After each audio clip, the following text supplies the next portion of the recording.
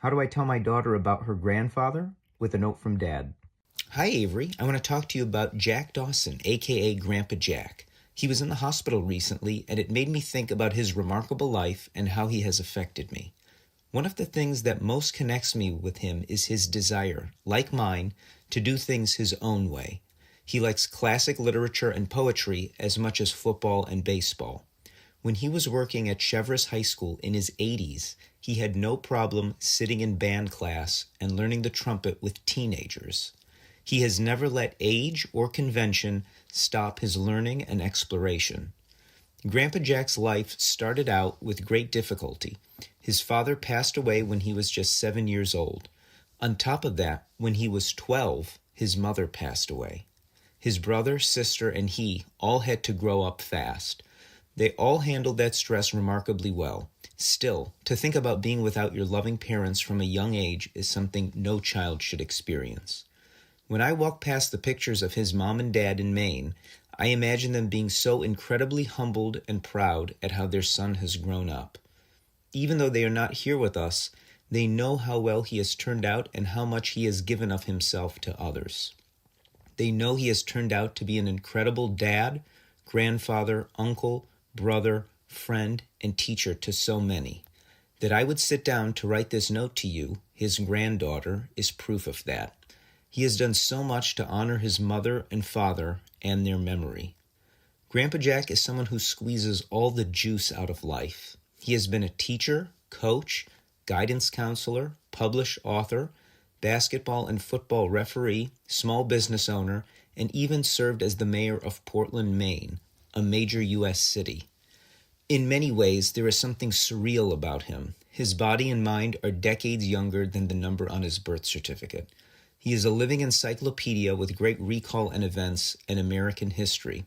He can even recite poems in their entirety 70 years after learning them. He can go blow for blow with ChatGPT when it comes to remembering people and events. He even shovels snow at 90 years old. He is also, in some ways, the last man standing. As he approaches 91 years old, there is almost nobody he can find that is younger than him. He has seen so much, outlived so many, and has no intention of slowing down anytime soon. His life's work has touched so many people that his impact will last long after he is gone. Grandpa Jack, like you, is very special. Let us be grateful he is a part of our lives. I love you. Love, Dad. So my father-in-law, my daughter's grandfather, was in the hospital recently, and it was a big scare because he's 90 years old, and when someone 90 years old is admitted to the hospital, it can be very scary. You don't know what's going to happen. And that kind of got me thinking, and then I said, why don't I write a note about Grandpa Jack for my daughter?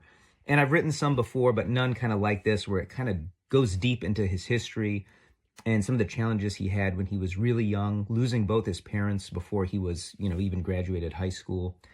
And he's just turned out so remarkably well. He's such an independent person. There's so many different things that he likes that I just love about people, where you have someone who's, really into sports, but they're also really into, musicals or different combinations like that. I just love it when people are very original and they have no problem, doing things that aren't in their traditional box. So he was in his 80s and then he was working at the high school, but then he took a band class with the freshmen. So he was an 80 guy in his 80s playing the trumpet with a bunch of teenagers.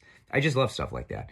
And that's why I wanted to write this note to my daughter, to let her know that those types of things, they mean a lot to me. And he's left a huge impression on me, not just because I'm related to him as a father-in-law, but because he's lived a certain way and he's behaved a certain way. And that's left a huge impression on me, and that's going to leave a huge impression on her.